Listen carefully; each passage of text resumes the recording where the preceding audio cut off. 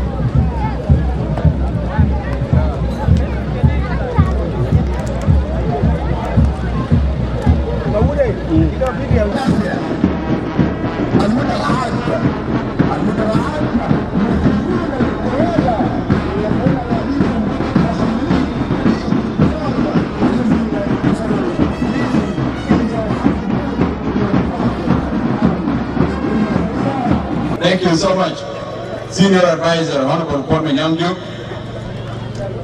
Deputy Governor of Jonglei State, members of the Government of Jonglei State, Chief Whip of our National Parliament, and all the delegates, MPs, members of the organized forces, commanders, members of the Red Army, members of Kitibanat. All of you, thank you so much. I greet you in the name of our country. First of all, I want to thank President Salva Kiir for allowing this function to happen here in Malancha. There are so many young children who don't even know the significance of this day. But history is something that is always passed on. It doesn't end with one woman and one man. It gets passed on. If you can look around the members of organized forces now, you can see some of them, they were not there in those days. 40 years ago, they were not there. But they are here standing today wearing our nation uniform because somebody told them the history of the liberation struggle. And after them, they will also tell the young ones that are coming the history of the liberation struggle. And it will keep going on and on and on and on. It will never end. It will keep going as long as this country still exists. Senior Advisor, as we sit here today, there are families who would like to be here today that are not with us. There are families of unknown soldiers who died in those liberation struggles. unknown, nobody knows about them. But they died so that we can be here today. And we sit here today, we don't even know their names, we don't even know their ranks, we don't even know the community they come from. But they died all over South Sudan. Their bones are all over. So I think we owe a debt to them, and we should recognize them and say thank you to their families, thank you to their souls who have died so that we all can be here. There were a group of churches all over South Sudan whom, whenever the SPLA passed through the area, they always contribute food and send them up with prayer. That's all they can give. And they pray to God that let God protect them.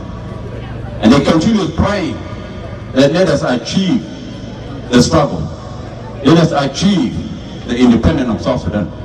These were people of the churches all over South Sudan.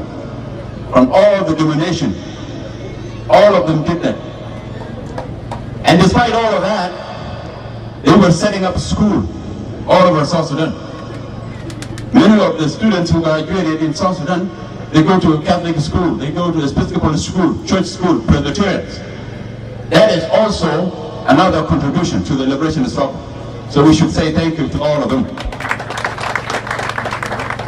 And this is the work that is upon us today and tomorrow. And it requires us to have cooperation among ourselves. That building a nation is not all about what you want and what you agree to. It's all about compromise and love for one another. It's all about making sure that you can disagree and also agree. And what will always bind you together is love for this nation. Because if we start fighting each other, as we have done, what have we achieved from it? Nobody gets ranks or higher just because you kill your brother and sister. Nobody get anything from it. And now we find out that all of this is just a loss.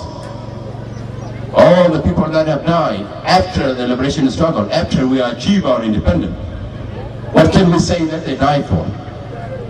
Over just arguments.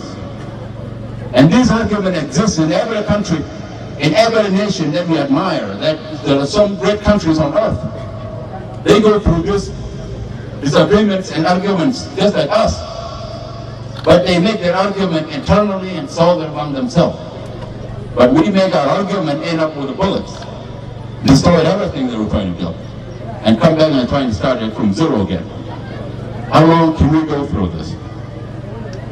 This will start only when you say it in your own hearts that you pledge allegiance to the Republic of South Sudan.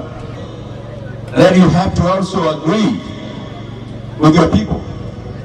That whatever you do on one side of South Sudan can also be seen on the other side of South Sudan. Whatever you do in your own tribe, it can also be seen in the other tribe. As we sit here, there will be never a republic of one tribe. There will never be a republic of Dinka, a republic of Nuer, a republic of Shuluk, a republic of Bahari, a republic of Mandari, a republic of any tribe in South Sudan. But there is and there will be always the Republic of South Sudan that combine all of them together. And this will always come by making sure that you don't have to get everything for yourself. You have to make sure that the rest of South Sudanese are also watching, are also want to contribute to building this nation. One good example, when we see this road now, people drive from Juba to Bor in just less than 2 hours. And the people who are going through these roads are not only people who are living here in Bor. There are people of all over South Sudan. And if we could extend it to the other part of South Sudan, to Barghazel, to Equatoria, to all part of Upper Nile, how big can it be?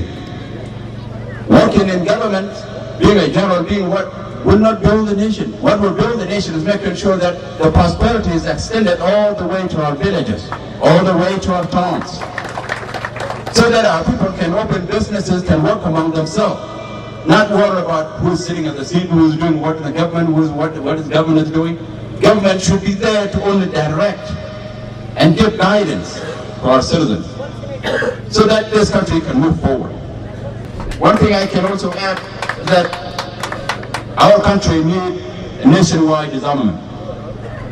Nationwide disarmament from ever Blake and ever Payam and ever Boom. The guns who are in the hands of civilians need to be taken by our armed forces so that the protection of the country, the protection of the nation should be given to our armed forces. So whatever the necessary arrangement that need to be done should be done. So I want to give this senior advisor, so we go back to Juba, you can take it as a message from Jonglei State that a disarmament should be done and making sure that we keep the loyalty to our country and we refrain from all the noise, tribal or anything. This country will move forward. And if we don't do it, we will be always sit in the dust. Another thing, senior advisor, I want to thank all the neighboring countries who have stood with the SPLA in those days. From Ethiopia to Kenya to Uganda, they did so much contribution as a support to our liberation struggle. I was told that the first support that was given to us was coming from Ethiopia. And I was told that the struggle, the manifesto, was drafted in Ethiopia as well. But as we sit here today, we don't have a road connecting the two sister countries who supported each other in that brutal struggle. I think this is something that we should open our eyes for. To make sure that we say thank you to those who have stood up with us in those days. And even those who have stood with us during the negotiation, during the CPA, when our right was being taken away. There were so many countries who sacrificed themselves, their resources, their political influence to make sure that South Sudan get what it wants. But all of this support, without men and women of South Sudan that were taking out the arms against Khartoum, all of this would never come. All of this came because the struggle was kept on by those who have died. From Dr. Jonglei to Rock to Kerbino Panyigo to William Yuan, all of them that have gone, even those that we do not know their names. Because of that fight that they fight, that's what brought the negotiation. But for all of you, the young people, just look at that photo. All of those men, if they show up in front of you, what will you tell them?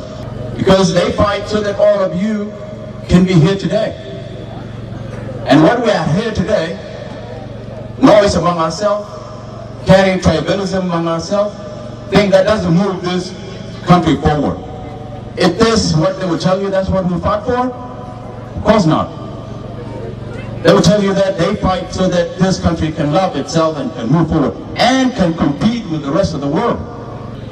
When you see South Sudan basketball team winning and going to the World Cup, who among us here who was not happy to see that day? Who among us? We were all so proud. And that happiness needs to go down to all our villages and communities, that together we can achieve a lot. But alone, with your tribe, with your group, with your group alone, you're never going to go anywhere. You can think that you have everything, but if it's only one group without a united South Sudan, it will never move anywhere. So let us keep the love for our state in Jonglei State, let's keep our love for South Sudan, and let's wish long live for South Sudan, long live for President of the Republic. Thank you so much, Senior Advisor, and thank you, Governmental.